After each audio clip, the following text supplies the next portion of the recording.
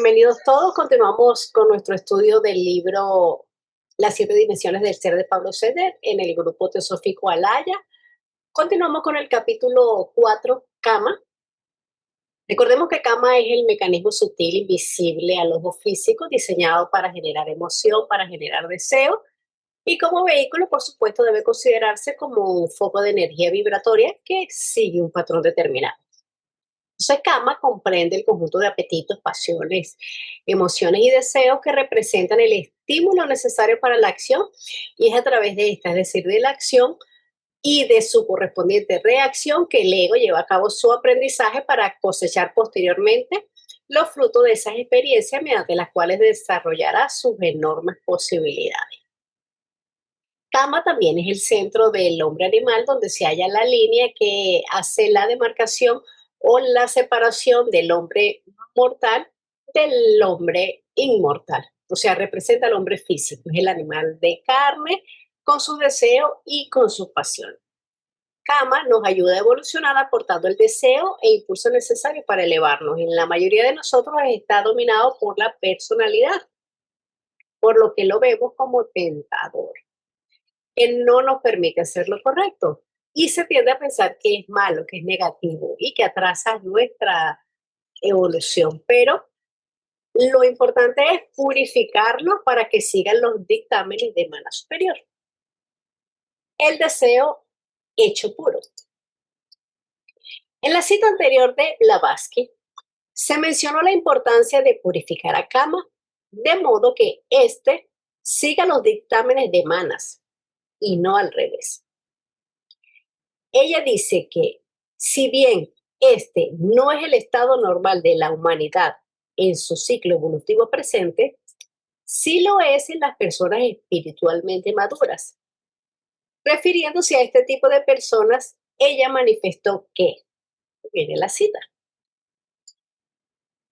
el Kama, o principio de la voluntad, ya ha alcanzado aquel estadio de su evolución en el cual los actos automáticos, los instintos espontáneos y los impulsos de su niñez y juventud, en lugar de seguir los estímulos externos, se vuelven actos de la voluntad constantemente alineados con la mente, manas.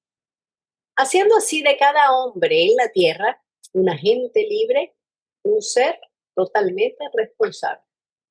En una persona espiritualmente inmadura, los deseos o estados emocionales la impulsan a actuar de determinada manera, muchas veces impidiendo que ésta decida libremente cuál es la acción correcta.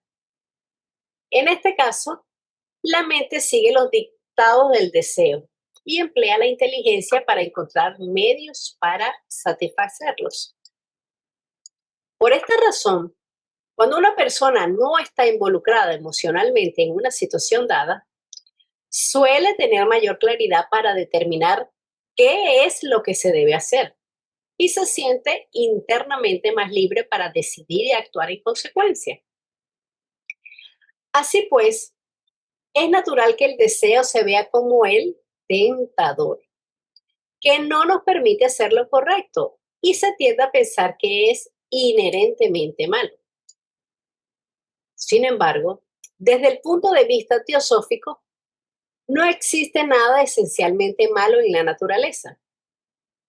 Lo que se manifiesta como malo es simplemente el resultado de la expresión inapropiada, limitada, excesiva o fuera de lugar de una fuerza o energía determinada. De hecho, Kama, como todos los demás principios, tiene un origen divino. Y tenemos una cita. Kama es un punto sumamente misterioso y metafísico. Es el primer deseo universal consciente del bien y amor en general. Y para todo cuanto vive y siente y requiere protección y benevolencia, es el primer sentimiento de infinita y tierna compasión y piedad, que nació en la conciencia de la fuerza creadora única, luego que vino a la vida y ser como un rayo de lo absoluto. y tenemos un llamado. Cuando nos referimos a procesos y principios universales, debemos esforzarnos por evitar antropomorfizar lo que se expresa.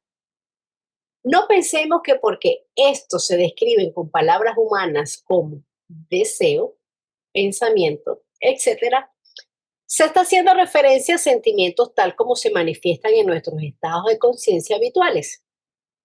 Si bien existe una correspondencia entre lo humano y lo universal, cuando nos referimos a este último, debemos intentar captar tales ideas en los niveles más abstractos posibles. El problema con Kama en el ser humano es que este sentimiento de atracción, afinidad, simpatía o amor se manifiesta a través de una conciencia limitada, separada. Cuando un ser humano egoísta experimenta estos sentimientos, siente la necesidad de poseer el objeto de atracción. Él tratará de obtener tal objeto, o persona, o circunstancia, incluso si para lograrlo tiene que dañar a alguien. Así, vemos que un sentimiento originalmente bueno puede ser causa de mal y sufrimiento por expresarse en forma limitada como deseo personal egoísta. ¿Cómo se resuelve este problema? Si uno considera el deseo como inherentemente malo, entonces no quedan muchas más opciones que luchar con él para reprimirlo o extirparlo. Pero la filosofía esotérica no recomienda este método. Si bien en la literatura teosófica podemos encontrar frases tales como reprimir la materia y matar el deseo personal, estas se usan solo como una figura literaria. Entonces aquí estos párrafos que hemos leído nos está diciendo que el problema no es Kama en sí, sino el centro desde el cual está operando. Kama no es malo, es energía de relación. Es la fuerza de atracción, como nos dice aquí, permite la cohesión, la afinidad, el amor, la continuidad de la vida. Sin Kama no habría evolución, porque no habría un vínculo entre los seres, no habría experiencia, no habría acción. Por eso Blavatsky es clara, el deseo es una potencia cósmica, no un vicio moral.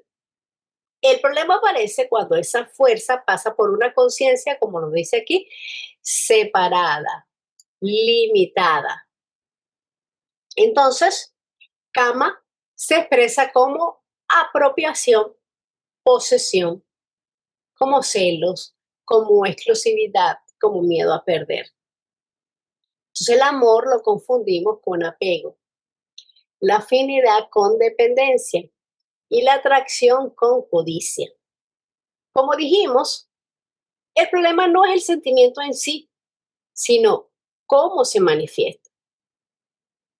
Una clave para tratar con el deseo es, pues, expandir la esfera de nuestra conciencia.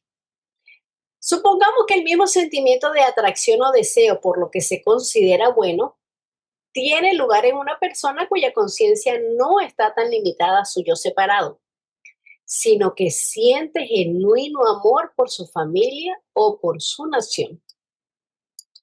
El individuo estará interesado en que el grupo al que él ama obtenga aquello que es deseable, sin importar si para ello tiene que sacrificar su propio confort e incluso su vida, como en el caso de quien va a una guerra defendiendo un ideal. La conciencia de este individuo ya no se limita solo a su persona, sino que es más universal. Sin embargo, en estas acciones sigue habiendo un grado de egoísmo, ya que esta persona estará dispuesta a luchar contra otras familias o naciones para obtener lo que desea para la suya.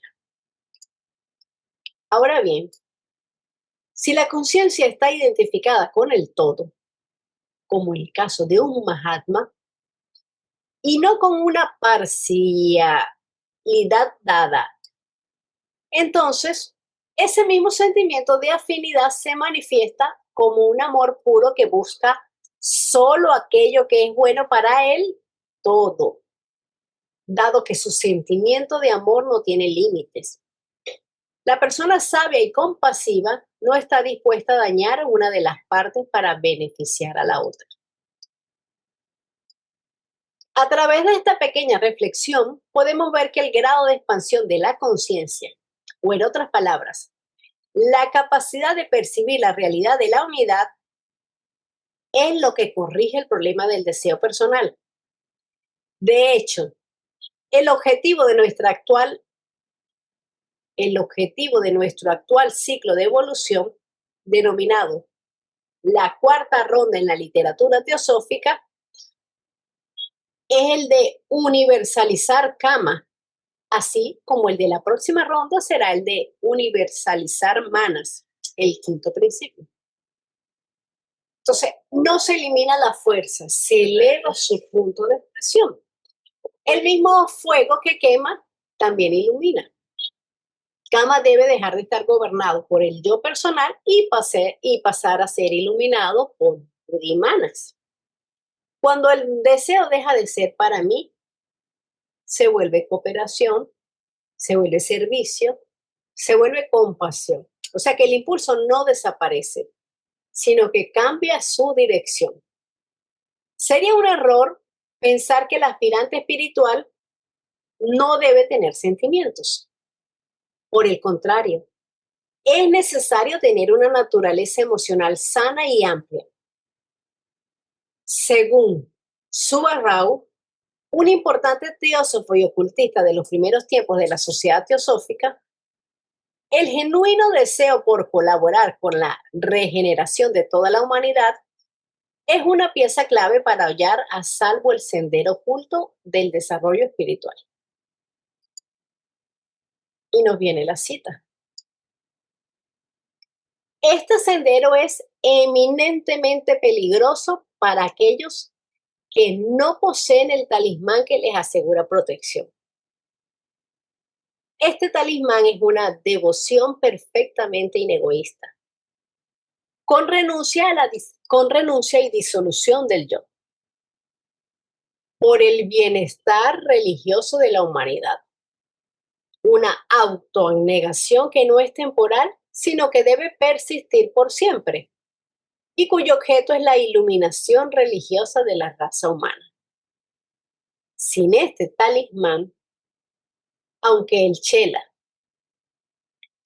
es una palabra derivada del sánscrito que generalmente se traduce como discípulo y se usa como una denominación para el aspirante espiritual que está en contacto con un Mahatma. Entonces, sin este talismán, aunque el chela haya progresado rápidamente durante un tiempo, llegará un momento en el cual su avance ascendente se detendrá y se expresará su verdadero valor moral.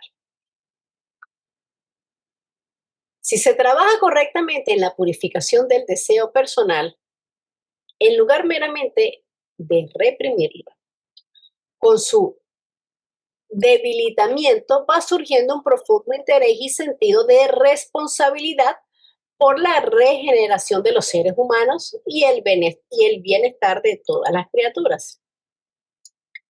Si dentro del aspirante no va surgiendo esa devoción por el bien común, entonces no está teniendo lugar el proceso de universalización de Kama. Recordemos que este se manifiesta como un deseo universal consciente de bien y amor general para todo cuanto vive y siente, y requiere protección y benevolencia, un sentimiento de infinita y tierna compasión. Subba Rao fue un abogado y un brahman hindú. Blavatsky lo consideraba un iniciado con grandes conocimientos en la tradición esotérica hindú. Él fue un colaborador de la Sociedad Teosófica con autonomía y con cierta independencia, aunque hubo ciertas tensiones internas porque se opuso a la divulgación excesiva de enseñanzas teosóficas, pues su legado llegó más allá de eso y se nos dice que lo más importante que él nos dejó fue las conferencias sobre el Bhagavad Gita. Pero también nos está hablando que ese sendero oculto, discípulos, es peligroso, porque se están despertando o se van a despertar fuerzas latentes, poderes mentales, poderes psíquicos, que van a intensificar ese deseo o esa voluntad, amplificando todo lo que tenemos. Mientras que yo sea el beneficiario, no hay un talismán, no hay una protección, porque el peligro no viene desde afuera, sino que el peligro está desde adentro por nuestras fuerzas interiores que están mal orientadas, mal guiadas. Entonces, no se nos juzga, por decir una palabra, por lo que sabemos, sino desde dónde nos estamos moviendo, desde dónde vivimos, qué es lo que nos está inspirando. Entonces, el poder sin altruismo es el que destruye, el altruismo es el que convierte ese poder en sabiduría. Además del intento por percibir la unidad y expandir nuestra conciencia, debemos también trabajar en la espiritualización de nuestros objetos de deseo.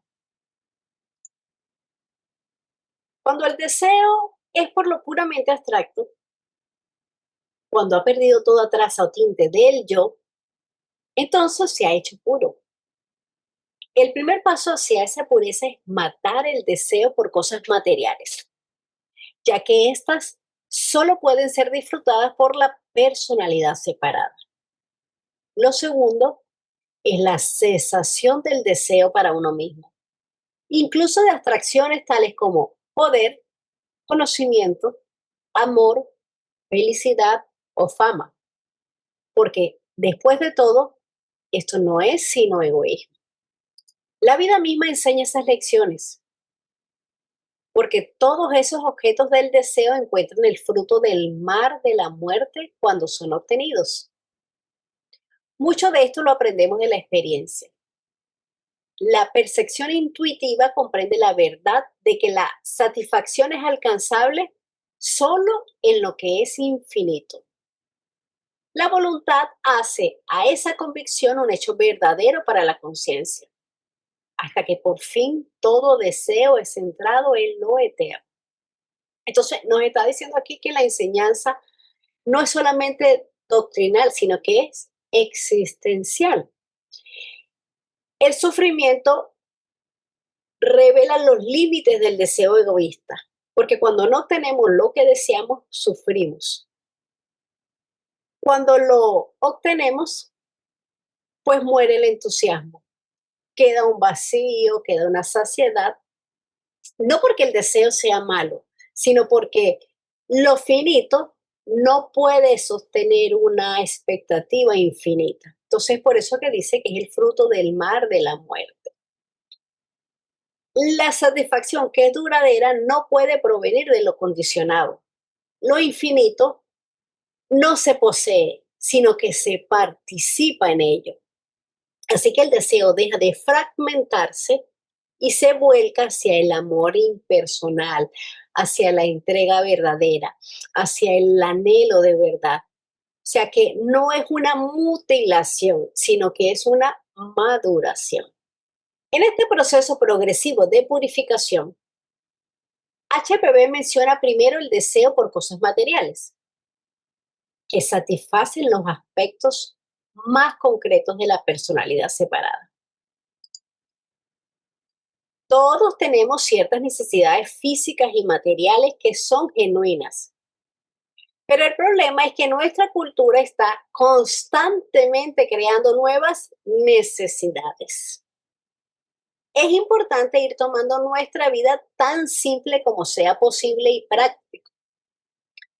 Para la mayoría de las personas no es posible ser una asceta y tampoco es necesario, porque uno no puede estar apegado incluso a pocas posesiones.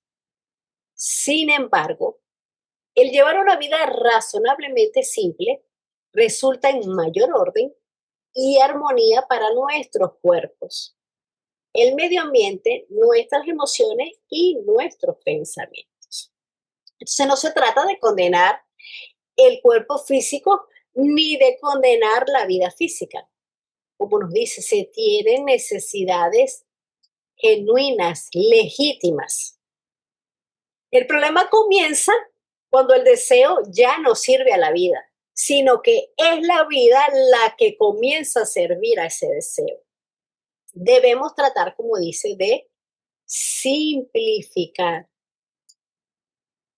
que no significa pobreza voluntaria, porque no nos dice que seamos una secta, o sea, no es una pobreza voluntaria, sino es menos dispersión, menos acumulaciones innecesarias, que no es solamente las cosas materiales, es también ser más simple en cuanto a menos estímulos superfluos, menos ruido mental, menos ruido emocional. O sea, una economía de energía consciente. Y no solamente, como comenté, de las cosas materiales, es absolutamente de todo. El segundo aspecto de este proceso de purificación involucra el trabajo sobre los deseos por cosas más subjetivas, tales como el deseo de poder, de conocimiento, de felicidad personal, etcétera. Aun cuando se haya trascendido en gran parte la búsqueda de objetos materiales como fuentes de satisfacción, la persona puede estar transfiriendo su actitud adquisitiva hacia el nivel psicológico.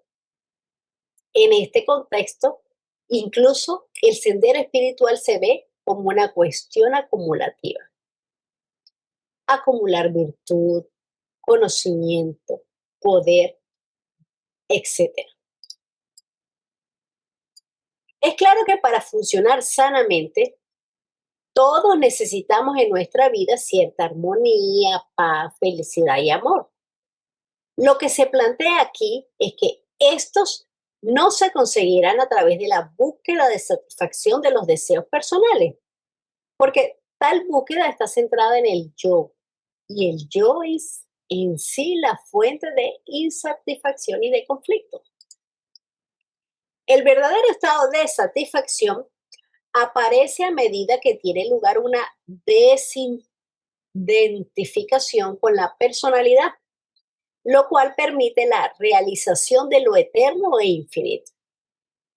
Pero en tanto estemos esclavizados al goce que los objetos físicos o psicológicos producen en los principios inferiores, estaremos reforzando la identificación de nuestra conciencia con la personalidad.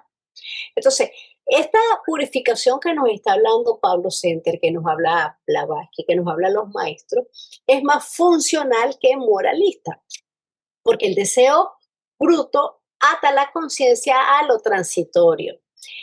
La simplicidad de la vida va a desatar esos nudos energéticos, esos nudos psíquicos.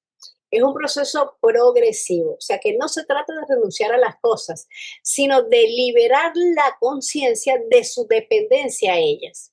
La vida simple no empobrece, sino que despeja el canal por donde puede fluir lo esencial, lo importante, lo trascendental.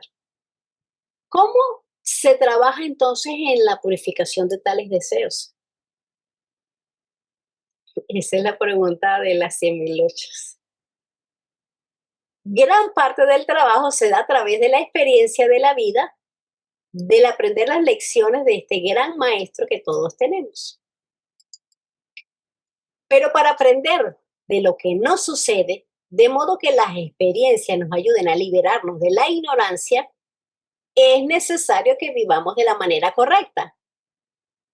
Debemos vivir con una mente abierta, profunda, dispuesta a enfrentar los desafíos, evitando la tendencia a autoprotegerse y a resistirse a lo que no es placentero.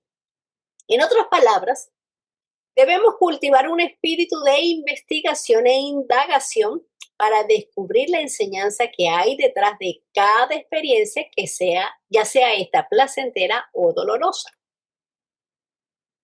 La cita anterior describe que la eliminación del deseo por lo inferior y perecedero se da como resultado de la percepción intuitiva que comprende la verdad. Y esta es la base del trabajo teosófico. No es a través de la ciega represión y lucha como se puede trascender lo inferior, sino por medio de una inteligente y profunda comprensión. El punto de vista teosófico es que el origen del mal es la ignorancia y que, por lo tanto, solo la sabiduría puede restablecer el bien. Obviamente, con las palabras sabiduría e ignorancia, no nos referimos a un mero conocimiento intelectual o a su ausencia, sino a una profunda percepción de la verdad. Cada experiencia activa deseos. ¿Para qué? Para que esos deseos puedan ser vistos. Si no se manifiestan, no pueden ser purificados porque permanecen inconscientes. Por eso la experiencia es indispensable. Aunque no toda experiencia libera, porque la conciencia, como lo dice aquí, debe estar despierta. El deseo va a volver, vamos a repetir. Entonces ese sufrimiento se va a acumular y la ignorancia se va a reforzar. Por eso es lo importante de tener una mente abierta para observar el deseo, para no evadirlo. El dolor y el placer son instructores. El placer nos va a mostrar qué es lo que nos ata. ¿Qué nos puede atar? Los elogios, la aprobación, la sensación de ser valorados. Y el dolor nos va a mostrar a qué estamos nosotros atados. ¿Por qué? Porque mi paz depende de algo externo. Mi valor está condicionado por algo. Entonces, el placer nos muestra qué deseamos y el dolor muestra cuánto dependemos de ello. En cuanto al mal, también como nos está diciendo aquí, no es una entidad, no es un principio eterno, sino que es la ignorancia en acción. El mal es condicionado, es transitorio y es relativo. Es la desarmonía producida por la ignorancia y por la idea de la separación. Es un efecto colateral del desarrollo. Es efecto de la limitación de la materia. No es un fallo del cosmos. Es lo deficiente, es la ausencia, es la carencia o el exceso de bien. Cuando se habla de la percepción intuitiva que comprende la verdad, eso está implicando el desarrollo de Buddhi, pero si ni siquiera hemos llegado a desarrollar bien la mente, entonces nos falta mucho, ¿no? Nos falta muchísimo, pero todos hemos tenido, aunque sea destellos, no de Buddhi, pero sí de mana superior. Entonces, esa percepción de esa intuición, pues nos puede ir llegando. Nos llega como destellos, momentos, segundos. Todo nos ha llegado, pero estamos tan distraídos que no estamos pendientes. Entonces, todo este conocimiento que es trascendental, el estudio de filosofía seria, el, la construcción del antakarana, que lo hacemos desde nuestra mente inferior, va a hacer que nosotros podamos vivir de mejor manera y así podamos tener mejores percepciones porque vamos a ampliar ese antakarana. Entonces, de ahí se trata de tratar de ser mejores personas, de fomentar las virtudes, las virtudes, las virtudes y estudiar filosofía seria. Filosofía seria para ponerla en práctica, porque nada hacemos con aprendernos para arriba y para abajo si no lo aplicamos en nuestra vida. Todo este conocimiento trascendental tiene que lograr un impacto en nuestra cotidianidad, que podamos aplicarla a pequeña escala. Si todos hacemos lo mismo, como que el impacto va a ser benéfico para todos. Así lo entiendo yo, Juan Carlos. Y es muy cierto como lo dijiste, Juan. Ese es el estado evolutivo de nuestra raza, lo que se nos dice, ¿no? Pero acuérdate que hay también un trabajo individual que cada uno ha venido haciendo vida tras vida, que no sabemos, ¿verdad? No lo conocemos, ¿verdad? No podemos saber en qué estado mental nos encontramos, porque lo que estamos diciendo, estamos inmersos siempre en un mundo material donde se nos hace muy difícil mirar hacia el mundo espiritual, pero lógicamente que existe y trabaja. Como dice Caro, de vez en cuando hay esos chispazos, esa reminiscencia. Entonces, fíjate, el quedarnos solo con que estamos solamente trabajando en esos principios, lógicamente es la visión doctrinal, la visión pedagógica, no sé, pero siempre hay cosas que están por detrás que no conocemos de nuestras vidas anteriores, de nuestros trabajos internos. Y no solamente eso, sino que a medida que vamos haciendo un trabajo en esta vida con aspiración espiritual, se van desarrollando principios también, o sea, van despertando, van adquiriendo más fuerza, aunque sigan latentes, sigan dormidos, pero empiezan a despertar. Entonces, es más o menos como siempre hablamos de los principios, ¿no? Los principios están todos activos, están todos presentes, están todos, pero en un estado quizás inmaduro para cada ser y cada ser es diferente. Entonces, no podemos saberlo. La idea es hacer el trabajo, enfocarnos en eso. Es lo que está explicando aquí también Pablo, que es bien interesante y muy importante. Esto hay que releerlo 2 o 3 veces, ver párrafo por párrafo lo que nos está queriendo explicar porque nos está dando herramientas muy prácticas, ¿no? Pero cada uno la tiene que ver de su perspectiva y viendo hacia su parte interna y lo que se conoce cada uno para ver si las puede aplicar o las detecta, ¿no? Entonces, por eso digo, va a ir reflejado. Cada ser es diferente y cada uno está haciendo un trabajo diferente, cada uno sabe lo que está trabajando en su interior. Y bueno, pues a medida que avancemos en esos trabajos, se van despertando esos principios y van apareciendo más y más cosas. Como tú dices, muy cierto, en esta raza, en este globo, se están trabajando ciertos principios, pero no quiere decir que los otros no puedan tener de vez en cuando un pequeño actuar en nuestra personalidad. La intuición es muy aparte de la corazonada o tiene un poco de la intuición. La corazonada tiene algo de la intuición o no tiene nada que ver una con la otra. La intuición va más allá de una corazonada, porque la corazonada es un impulso que yo tengo al momento, que me dice, debería ser esto, debería ser, que me inclina a tomar una decisión, que me inclina a tomar una acción. Entonces, cuando yo tengo una corazonada, yo siento que debo seguir por este camino, siento que debo tomar esta decisión. Ahora, cuando yo tengo una intuición, yo lo sé. ¿Cómo? No lo puedo explicar en palabras, no lo puedo decir, pero ya la decisión está tomada, es esto. Eso es la verdadera intuición, es la que nos dice ya. No sabes cómo tienes ese conocimiento, no sabes cómo, pero lo sabes, lo conoces. Y ya, la decisión la tomaste. Por aquí es donde debo seguir. Así es como yo entiendo lo que es la diferencia entre una corazonada que es más personal, quizás puede ser emocional, puede ser mental, que una intuición verdadera que va dirigida por mana superior. Los elogios nos perjudican. Sí. Y eso es por un lado, ¿no? Y lo otro es la adulación. Me imagino que la adulación sí nos perjudica mucho, ¿no? Porque es falsa, porque no es un elogio falso, por decir algo, ¿no?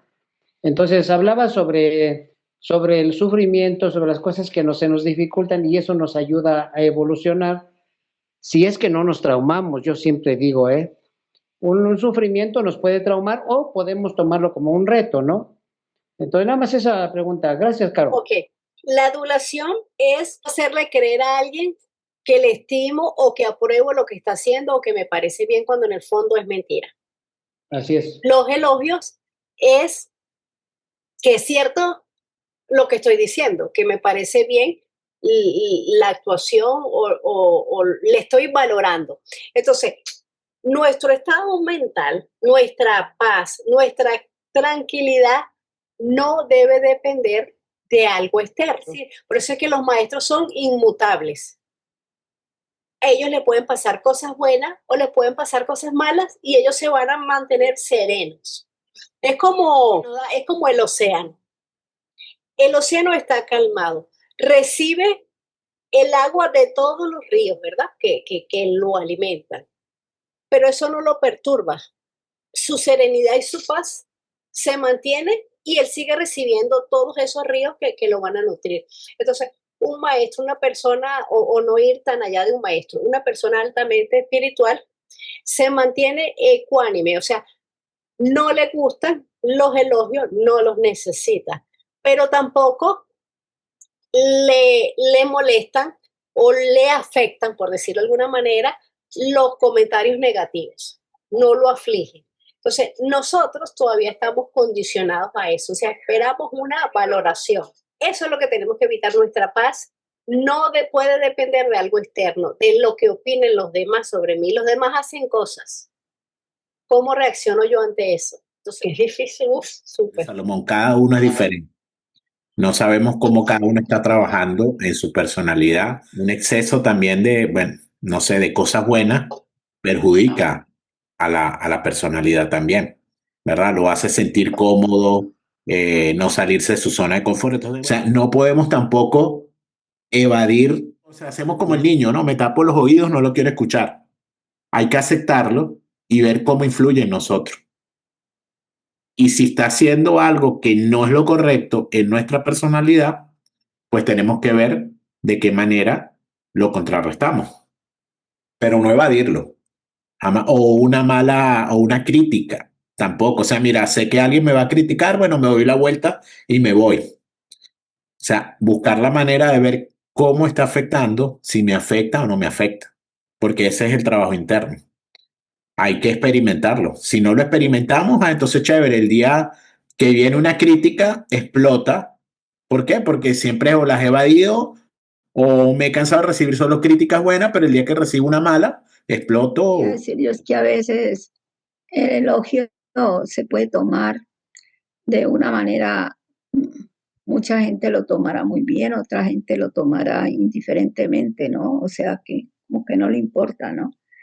Pero yo creo que la crítica es muy buena en mi concepto personal, porque la crítica lo lleva a uno a reflexionar, a mirar, bueno, ¿y por qué me dijeron esto, tal? Entonces es como una apertura para que uno realmente se investigue, porque muchas veces uno va por la vida sin prestarse atención a sí mismo, ¿no?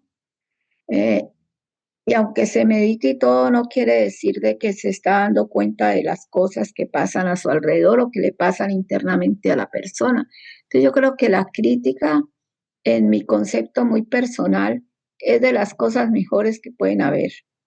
Así como dice Blavatsky, ¿no? Que la época mejor es esta, el Kali Yuga, porque por los sufrimientos y todas las cosas por lo que pasa en general, pasamos, toda la humanidad, es la que el sufrimiento, como se dice, es el que nos hace levantar los pies, o sea, levantar los pies, ¿verdad? Para decirlo en palabras comunes y corrientes. Criticar lo usamos de una manera despectiva, pero criticar es analizar, es poner en juicio, o sea, es discernir lo que es verdadero de lo que no es verdadero, de lo que es eterno, de lo efímero. Entonces, es un acto realmente de discernimiento. Que pasa que hemos degradado tanta la palabra que entonces ya al decir criticar ya asociamos con que es algo malo, que nos van a decir algo despectivo. No, es para mejorar. Para eso debería ser. Esa discriminación debería ser para sacar lo mejor de cada uno de nosotros. Así que pienso igual que tú. Entonces, es una facultad que todos deberíamos aplicar. Discernir lo que ayuda a mi evolución y lo que la obstaculiza. Otro elemento esencial en este proceso de purificación es el autoconocimiento, el cual nos permite percibir y comprender cómo funciona el deseo. Para esto, tal como lo explica Krishnamurti, tenemos que ponernos en contacto con nuestro mundo interno. Tenemos que observar el deseo, cómo surge, cómo se desarrolla, cómo reaccionamos a él. Observar todo con una atención silenciosa, de un modo ecuánime, sin justificar o condenar lo que vemos. Esta actitud es importante porque si justificamos el deseo, estamos excusándonos para continuar teniéndolo. Pero si lo consideramos como algo malo y lo condenamos, no tendremos la oportunidad de observarlo objetivamente, sin reacción, porque nuestra tendencia natural será rechazarlo. Para comprender lo que sucede en nuestro interior, tenemos que observar atentamente como espectadores desapegados. En esta actitud, la comprensión que se genera no es meramente intelectual. Es una comprensión intuitiva nacida del contacto entre Manas y Budi, como veremos en detalle en el próximo capítulo. Así, a medida que realmente percibimos lo que sucede, la luz misma de la verdad disuelve el error y nos libera de éste. Porque como dijo Jesús, solo la verdad los hará libre. Finalmente, como producto de la profunda comprensión de que la satisfacción es alcanzable solo en lo que es infinito, el proceso de purificación culmina y todo deseo es centrado en lo eterno. El libro Luz en el Sendero nos dice, que nos comentaba Nelly, y dice la cita: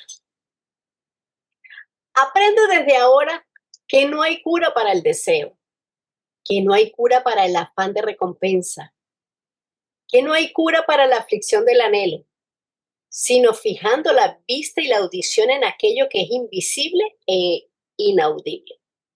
Comienza a practicarlo desde ahora y de este modo alejarás de tu camino 1000 serpientes. Vive en lo eterno. Debemos trabajar la autodisciplina, la purificación de todos los vehículos inferiores, controlar y transmutar las pasiones, las emociones, eliminar los vicios, educar la mente, así por supuesto como cultivar las virtudes. Entonces es esencial, primordial, tener los vehículos inferiores puros para que la conciencia pueda expresarse mejor y así tener las experiencias materiales y espirituales mucho más elevadas. Y además hacerlo ya, ahora, desde el punto en que nos encontramos. No esperemos a que las condiciones mejoren, a que tengamos más tiempo o a que realmente sintamos que podamos comprometernos. Porque como seres humanos tenemos una tendencia innata a aferrarnos a la estabilidad, a la seguridad, a lo que consideramos inmutable. Entonces buscamos esos aspectos en todo lo que es efímero, en relaciones, en posesiones materiales, en estatus, buscamos juventud, etc. Tenemos una ilusión de control, una ilusión de posesión sobre todo lo que es cambiante. Entonces, el dolor no va a surgir del cambio en sí mismo, porque todo está en constante cambio, en constante movimiento. El dolor viene de nuestra resistencia a ese cambio y de la discrepancia entre nuestras expectativas de permanencia y la realidad de impermanencia. Entonces, cuando hay algo a lo que nosotros nos hemos aferrado, una relación, un trabajo, la salud o hasta una misma idea de nosotros mismos. Entonces, cuando inevitablemente cambia o se desvanece, entonces nuestra ilusión de control, ¿qué pasa? Se rompe. Y esa ruptura es lo que nos va a generar el dolor, esa desilusión, nos crea tristeza, nos crea frustración, hasta depresión puede causar. Entonces, el sufrimiento no es el evento, sino la reacción a ese evento debido a nuestro apego a esa permanencia. Entonces, el dolor es producto de nuestra propia mente y de sus apegos. Al aferrarnos a algo que es transitorio y a resistir a la naturaleza que es inherente al cambio, que es fundamental en el cambio, en el movimiento. Entonces, la naturaleza nos prepara para el dolor porque hay un cambio constante siempre. Entonces, la lección implícita es que para reducir el sufrimiento y fomentar el progreso espiritual, debemos cultivar la aceptación, pero la aceptación no como resignación, ay, esto fue lo que me tocó y victimizarnos, no. La aceptación a la impermanencia, desapegarnos de la necesidad de control sobre lo que no podemos controlar. Debemos seguir aprendiendo a actuar en este mundo físico mientras vamos avanzando, escalando en ese camino espiritual. No debemos aferrarnos a la permanencia, sino que debemos fluir con el ritmo natural de la vida. Y por supuesto que debemos cumplir con nuestras responsabilidades, con todos los seres con que estamos interconectados, porque entonces ya no es que nos vamos a aislar y nos vamos a volver a hacer y me olvido de familia y de todas las responsabilidades que tengo, no.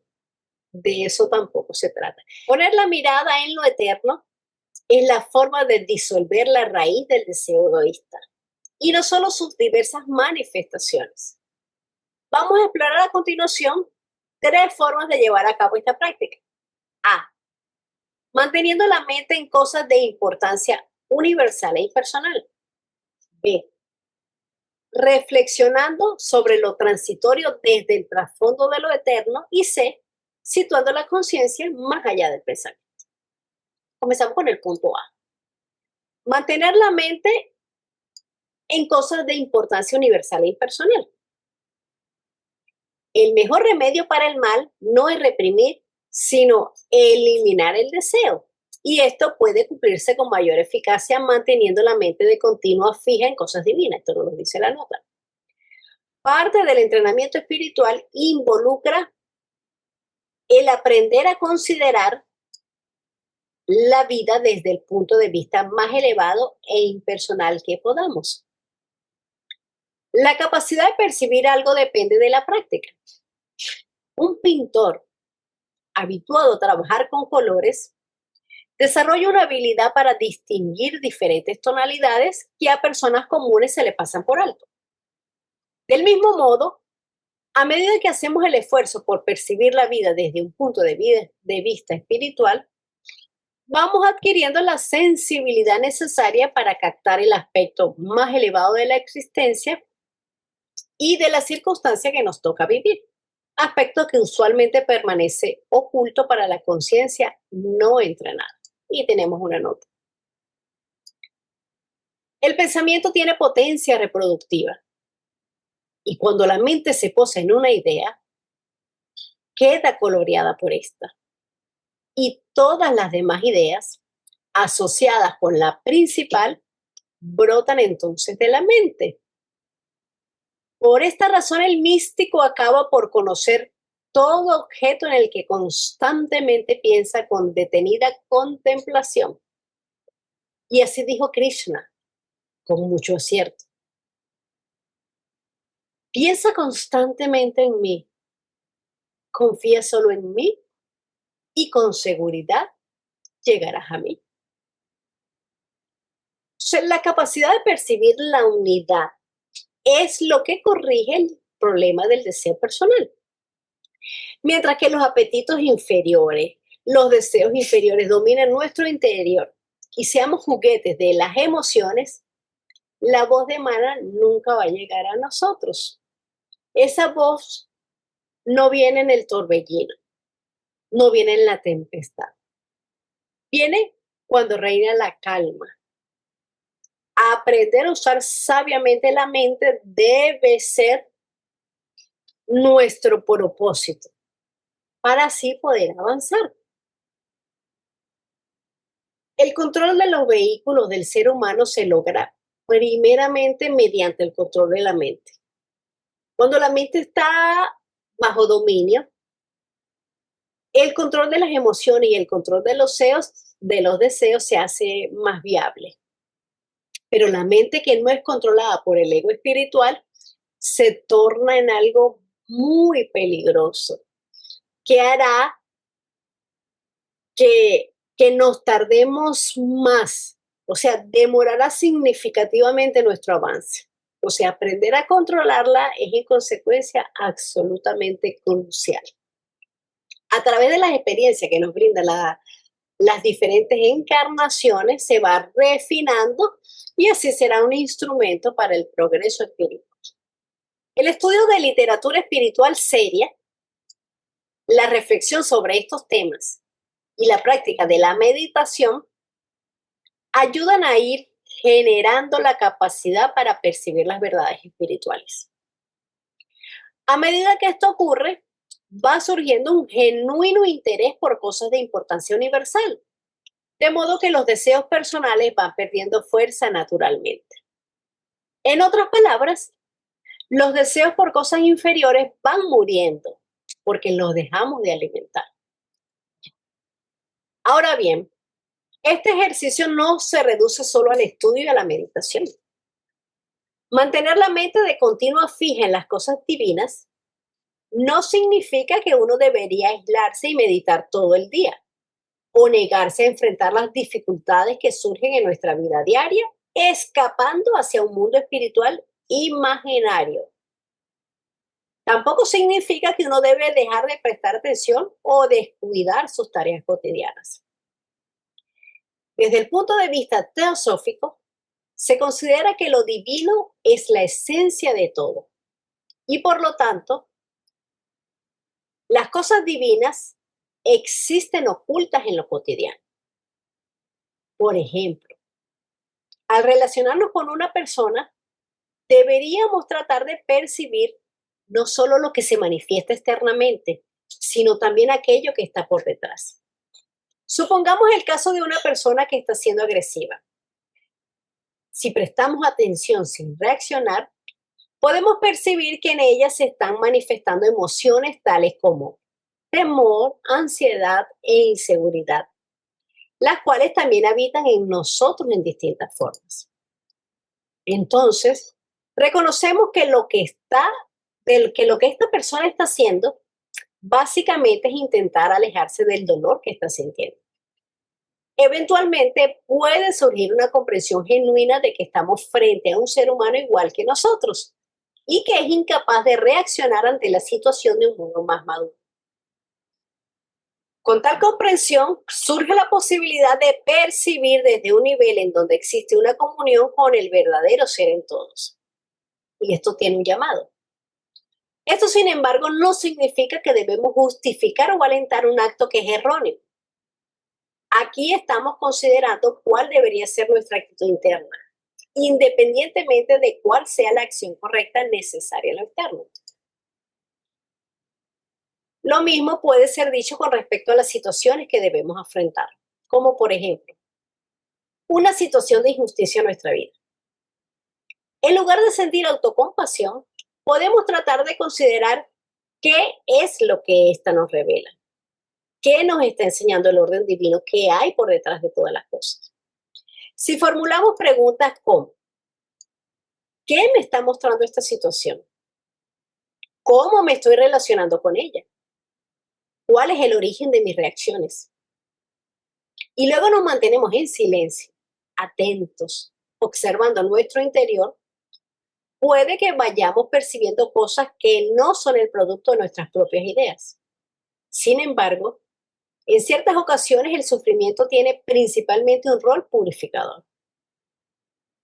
Existen circunstancias en las que no hay mucho que podamos hacer o aprender y simplemente tenemos que aceptarlas.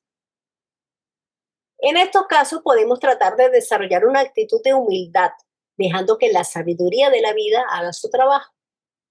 Con eso estaremos siguiendo el ejemplo de Jesús, quien al enfrentar su hora más difícil oró: que no se haga mi voluntad sino la tuya. Es normal que no resulte fácil proceder de la manera descrita, pero uno no debe desalentarse, puesto que hacer el sincero intento, incluso si no se tiene éxito, va produciendo una maduración que el aspirante que irá dando sus frutos en diversos aspectos de la vida.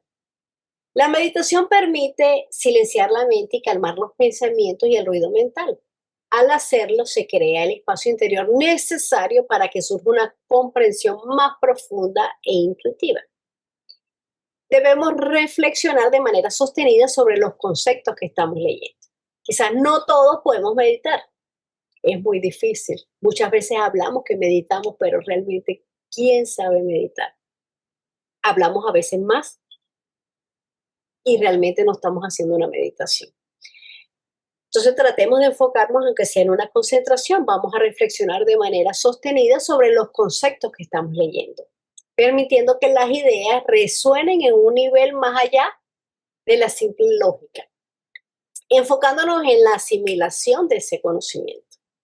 Y así, a través del tiempo, de la práctica, del esfuerzo de nuestra mente, eso se va a convertir en un reflejo de algo superior. A liberarse de las impurezas. ¿Cuáles impurezas? Prejuicios, emociones, ruido mental. La mente va a poder reflejar el ser superior y percibir los principios universales de la realidad. Esto significa que el intelecto se convierta en un instrumento de la intuición, no en su controlador. Ya no solo va a procesar datos, sino que se va a alinear con la sabiduría que está intrínseca en cada uno de nosotros. Y esto no es un proceso pasivo, la meditación no es un proceso pasivo o la concentración. Se requiere un esfuerzo consciente, un esfuerzo deliberado que cada uno debe emprender. Y este esfuerzo se basa en la idea de que la humanidad está en un proceso de evolución, no solamente física, sino también espiritual. B. Reflexionar sobre lo transitorio desde el trasfondo de lo eterno. En el libro Ocultismo Práctico se recomienda reflexionar noche y día sobre la irrealidad de cuanto os rodea y de vuestra misma personalidad. Cuando en teosofía se dice que algo es irreal, se lo hace desde un punto de vista metafísico, no empírico. Así en la frase citada no se duda de la existencia de la personalidad, sino que se señala su naturaleza temporal.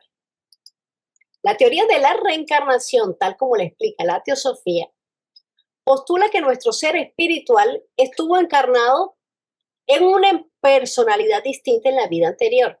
Es decir, en una persona con un cuerpo y nombre diferente, tal vez con otro sexo, nacida en otro país, etc.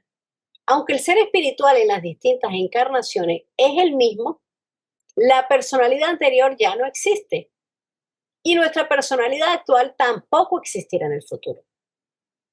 Así, identificarnos con nuestro cuerpo, gustos, aversiones y deseos personales es aferrarnos a algo que en realidad no somos, que desaparecerá pronto. Pero incluso si nos enfocamos en la presente encarnación, al llevar a cabo un examen de nuestra personalidad, descubriremos que ésta está en constante cambio. Observemos, por ejemplo, nuestros deseos. En ciertos momentos sentimos la necesidad de tener algún objeto y lo deseamos con todas nuestras fuerzas. Pero tras haberlo obtenido, descubrimos que al cabo de un tiempo ya no nos ofrece satisfacción. Entonces, vamos impulsados por otro deseo de obtener un nuevo objeto que ahora sí creemos nos dará verdadera satisfacción. Pero la experiencia es la misma. Así, aunque hagamos grandes sacrificios de tiempo, energía, dinero, etc., para lograr algo que creemos necesario, siempre experimentaremos que el sentimiento de necesitarlo es pasajero y que tarde o temprano aparecerá una nueva necesidad. Dado que esta impermanencia y cambio constante es la naturaleza intrínseca, no solo del deseo, sino de la vida en los planos materiales, muchas personas se conforman con esto, creyendo que no existe otra acción. Pero es claro que cuando uno vive siendo víctima de los deseos cambiantes, es muy difícil mantener un equilibrio interno y los sentimientos son constantemente perturbados por las circunstancias externas. Vivir siendo conscientes de la transitoriedad de las cosas es una práctica espiritual importante. Aunque esta idea puede generar en algunas personas una sensación de vacío, temor o tristeza. La práctica que se propone aquí no implica la adopción de una actitud pesimista o nihilista, como puede parecer a primera vista. Uno debe considerar que todo es impermanente en este plano pero que nuestro verdadero ser, que está más allá del cuerpo, emociones y pensamientos, es uno con lo real. Además, el hecho de ser conscientes de la transitoriedad de las cosas no nos impide gozar de los momentos gratos, de una rica comida, de un objeto que nos guste, de la compañía de alguien que amamos. De hecho, estos momentos adquieren una dimensión nueva, porque al disfrutarlos con desapego, sin tratar de retenerlos, no se generan ansiedades o temores. Simplemente disfrutamos el presente, sin preocuparnos por cuánto va a durar o cuándo se va a repetir tales momentos. La correcta práctica de este ejercicio va liberando la conciencia de las emociones perturbadoras y a medida que dejamos de estar atrapados por lo transitorio, comenzamos a percibir aquello que es eterno. Entonces descubrimos que existe la posibilidad de ponernos en contacto con algo mucho más profundo, con un sentido de plenitud y felicidad, que no es producido por una situación en particular, sino que está siempre en el trasfondo de la conciencia, tanto en los momentos agradables como en los desagradables. En el ejercicio que proponemos hacia el final de este capítulo daremos un ejemplo específico de cómo se puede llevar a cabo esta práctica. Debemos vivir plenamente en un mundo sin olvidar, o más bien, teniendo en cuenta quiénes realmente somos, nuestra naturaleza eterna. Tenemos una parte transitoria que aparece y desaparece, nace, cambia, muere, que depende de causas, depende de condiciones. Esto incluye nuestro cuerpo físico, nuestras emociones, nuestros pensamientos, los éxitos, el fracaso, la personalidad. Y también tenemos una parte que es eterna, que no cambia, no nace, no muere, no depende de condiciones. Así que podemos vivir una emoción sin olvidar que ella pasará. Enfrentar el dolor, pero no identificarnos. Disfrutar el placer sin aferrarnos. Hay que dejar de confundir el verdadero ser que somos con los vehículos que la naturaleza nos ha dado para expresar la conciencia. No solamente a nivel físico, sino también a nivel emocional y a nivel mental.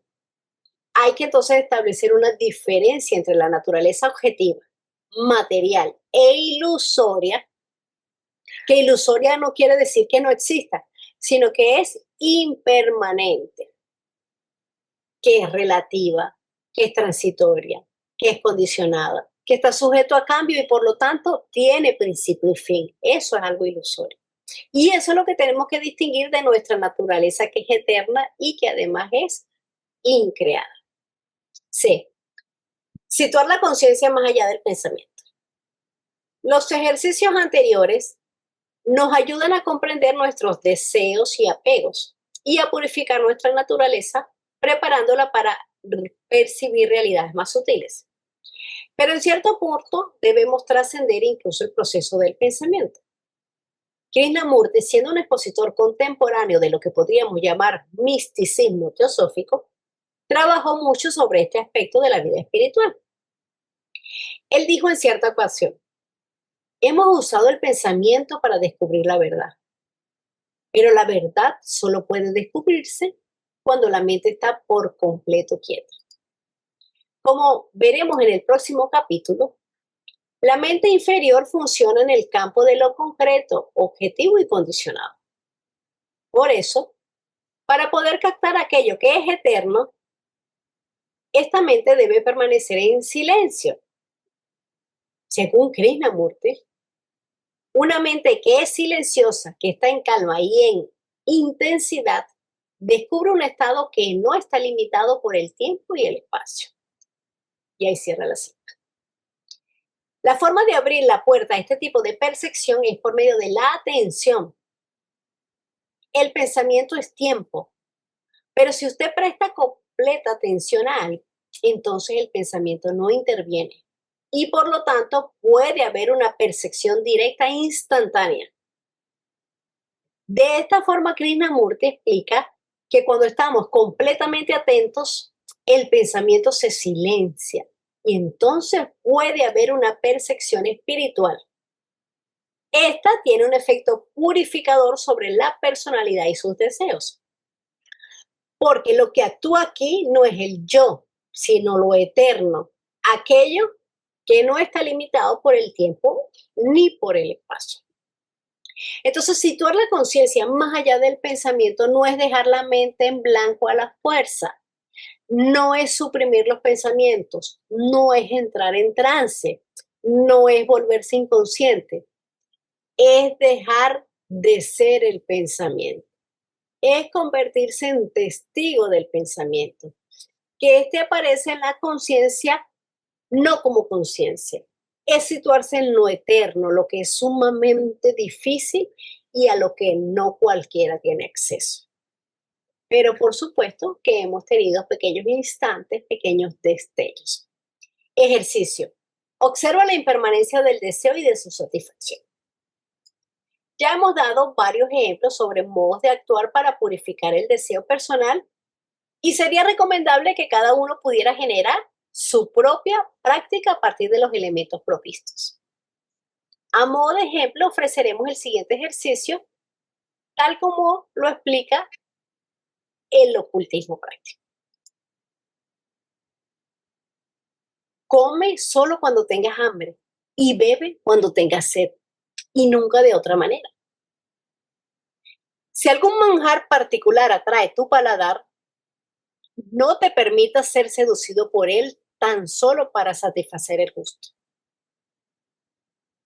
Recuerda que el placer que de ellos obtengas no existía algunos segundos antes y cesará de existir algunos segundos después, porque es un placer transitorio que se tornará en dolor si te rindes a la gula.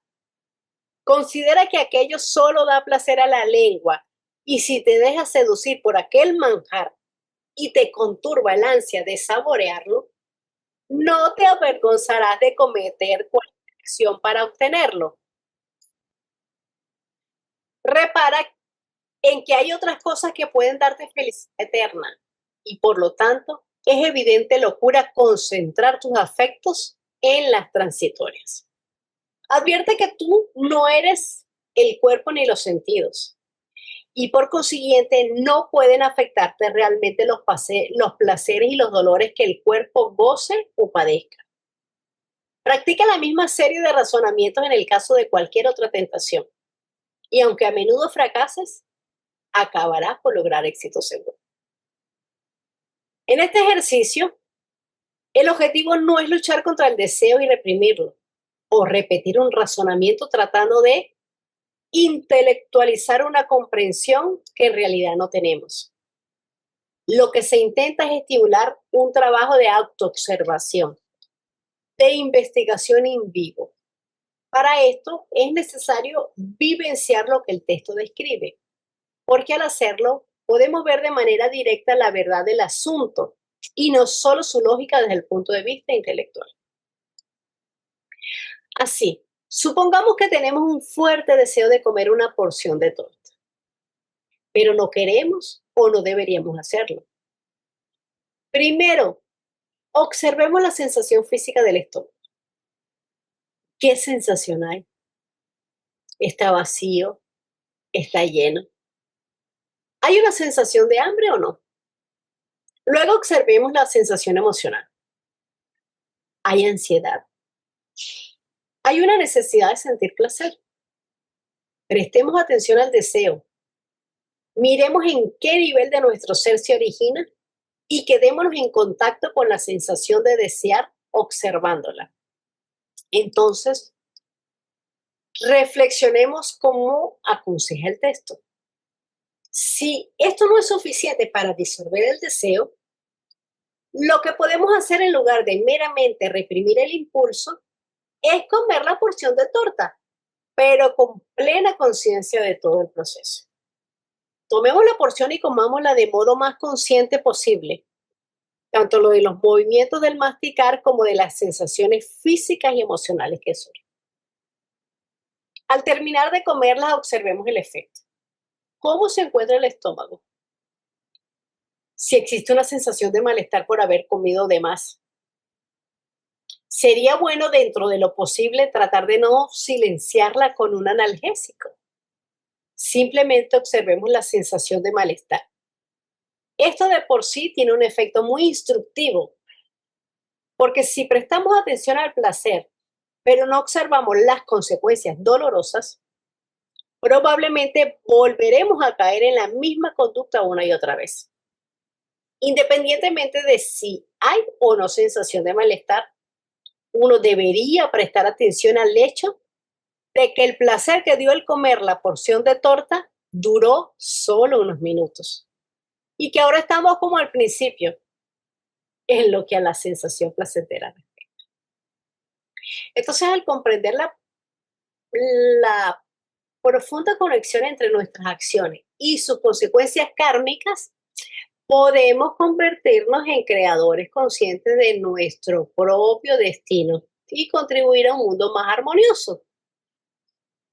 Después de largas y muchísimas encarnaciones que nos van a ir otorgando expansión de conciencia, vamos a obtener esa habilidad de establecer juicios cada vez más correctos, distinguiendo entre lo que colabora con nuestro progreso y aquello que lo obstaculiza. Entonces, la iluminación podemos ver que es el resultado de un arduo trabajo interior, que implica purificación, que implica estudio, que implica servicio desinteresado y la comprensión, por supuesto, de leyes espirituales. No se logra con la creencia, porque yo crea algo, no me voy a iluminar. Se logra a través de la acción, del esfuerzo consciente, para dominar ese yo inferior y liberar el potencial divino que reside en cada uno de nosotros. Lo que nosotros llamamos vehículo de deseo tiene su origen en el pensamiento. El pensamiento surge antes que el deseo. El pensamiento actúa sobre el cerebro. Entonces, manas inferiores es el agente de los actos del cerebro en todos los órganos del cuerpo. Y entonces ese deseo se despierta. No es el estímulo externo lo que provocan los órganos del cuerpo, es el cerebro, impresionándolo por un pensamiento. Entonces, un pensamiento erróneo debe ser muerto antes de que ese deseo pueda ser extinguido. Entonces, el deseo es el resultado de la separación con miras a la satisfacción de sí mismo en la materia. Y como nos está hablando aquí el ejemplo del pedazo de torta, pues la carne y el cuerpo físico es una cosa de costumbre que va a repetir mecánicamente un impulso, sea bueno, sea malo, de acuerdo con la impresión de donde procede ese impulso, y eso lo va a seguir repitiendo.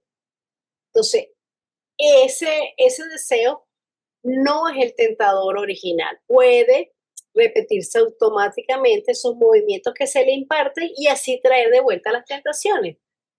Entonces, la mayoría de los casos es manas inferior y sus imágenes el que lleva a la carne a las tentaciones. Entonces, a continuación, el cuerpo se va a ajustar automáticamente y se producen las repeticiones. Por eso es tan importante y crucial purificar el próximo principio que estudiaremos, es decir, manas. Con esto hemos terminado el capítulo 4. Pues muchísimas gracias a todos por su energía, por sus comentarios, por sus aportes. Recordemos que es un grupo de estudio.